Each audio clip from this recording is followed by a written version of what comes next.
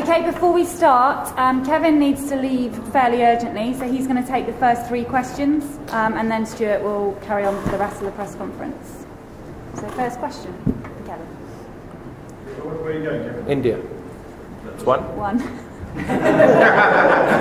Why? Shoot a commercial. 2. A tour of 2 miles, Kevin? Yeah, definitely. No, it was. It was an exceptional end, a slow start. And I think full credit to the bowlers who bowled brilliantly throughout the whole series.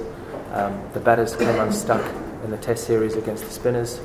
But I thought between Test 2 and 3, the spinners knuckled down and they decided we've got to turn ourselves on you and we've got to try and fix something. And I do believe that we're on our way to fixing a problem of playing spin in the subcontinent.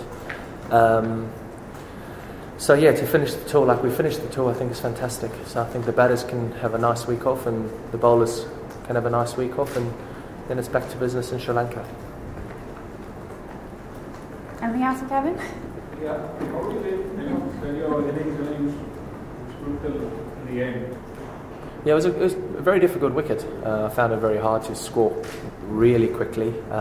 Quite big boundaries as well. And the Pakistani bowlers are fantastic bowlers. Syed Ajmal's world class. Hafiz, the angle Hafiz were bowling with was fantastic. Umar Gul, very good with the reverse swing. So we had our work cut out for us. It was good, but the death bowling again today, Brody at the end, bowling in the channel, getting the ball to reverse swing, and Jade that final slow ball, were spectacular last ball. Thanks, guys. Thank you. Okay. It was quite a tense, tight finish to the game, but you guys managed to hold your nerve a little better than the Pakistanis. Just talk us through how you went about that, and just how good it was to see guys like Jake Dermot and Johnny Burstay the way they were before. Yeah, I mean,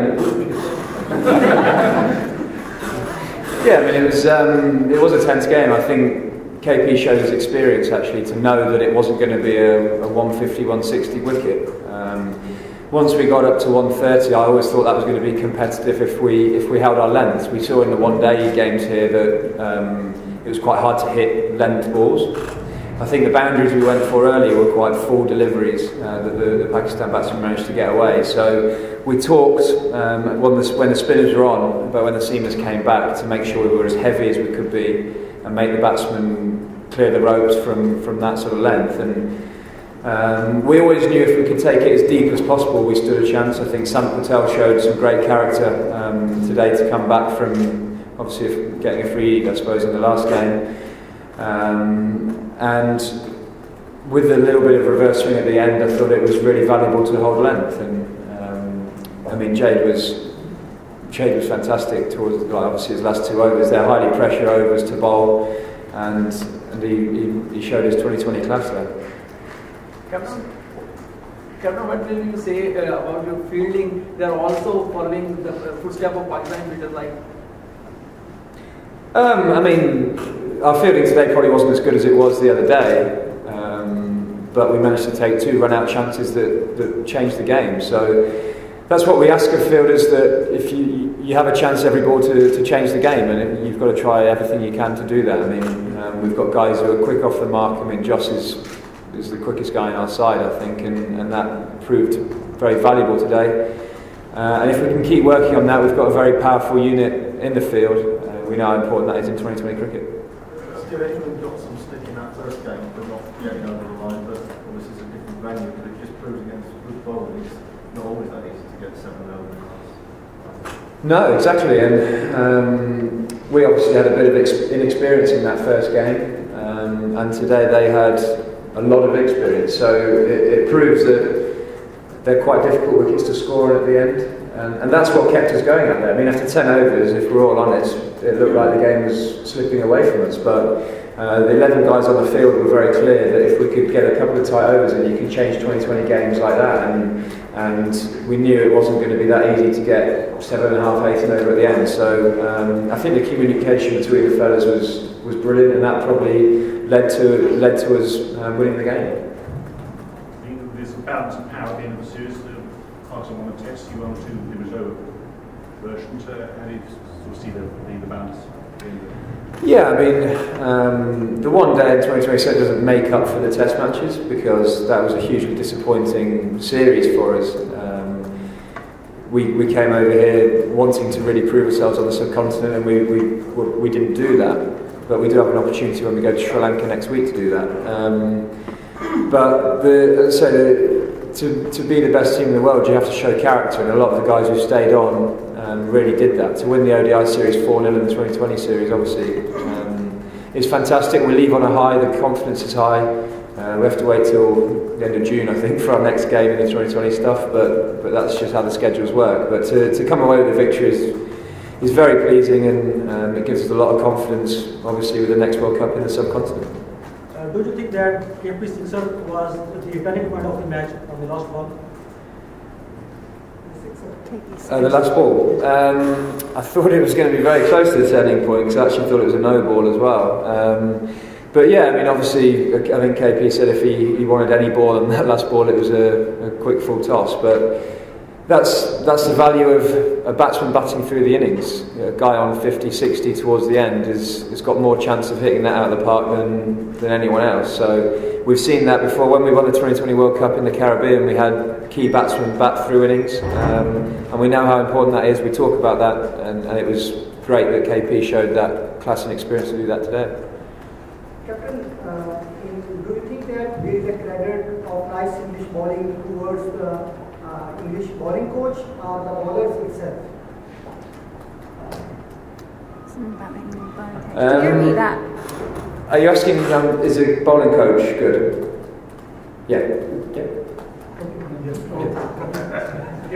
Asking whether the credit should be given to the bowlers or to the bowling coach.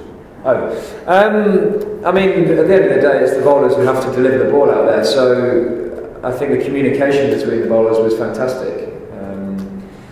To be able to adapt to the conditions. But I mean, David Seika's record speaks for himself. He came into the setup in 2010, just before the 2020 World Cup, and we've obviously played some really good cricket from then. He's not a hugely technical coach, but he works on the tactics a lot, and in international cricket, that's the key point.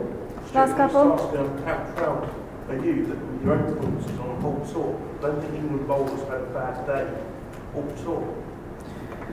Yeah, I mean, I think when we came over here, we probably thought it was going to be really hard to get 20 wickets, and we were expecting to score a lot of runs, but it was the other way around. I think it's exciting being part of a bowling group that can pick up 20 wickets. We went into new territory playing 2-2 in the test matches, and I thought that was a success.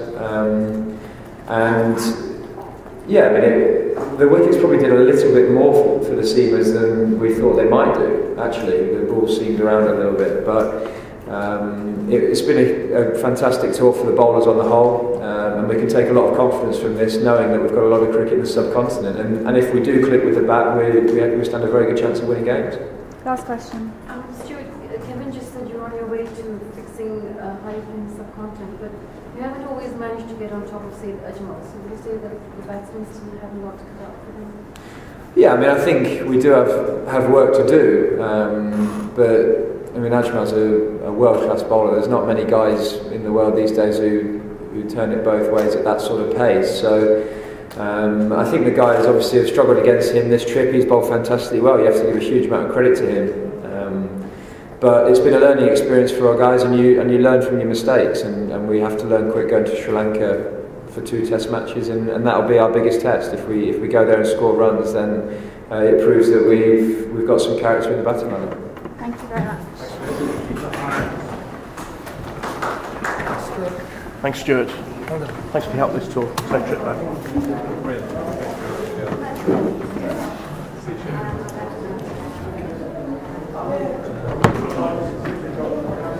Yeah, we'll go back to the